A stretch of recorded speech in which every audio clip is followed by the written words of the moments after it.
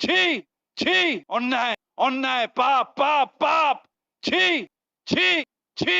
কিরকম ভাবে একটা মসজিদের নামে সে যে ভাবাবেগ তার সওদা করছে এবং 1000 কোটি টাকা চাইছে, 300 কোটি টাকা অ্যাডভান্স চাইছে।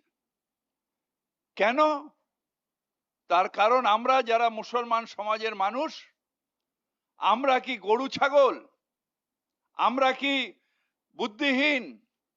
আমরা কি এতই ধারাবাহিক যে এই রকম মানুষ আমাদের ধর্মীয় আবেগকে বিক্রি করে দেবে আর আমরা সেটাকে হজম করব দেখার পরে, না এই মানুষটাকে ধিক্কার করব, এই মানুষটাকে সমাজচ্যুত করে দেব?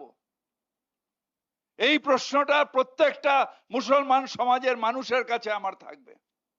কেন কেন এই সাহস তারা পায়? অন্যায় অন্যায়, পাপ পাপ পাপ,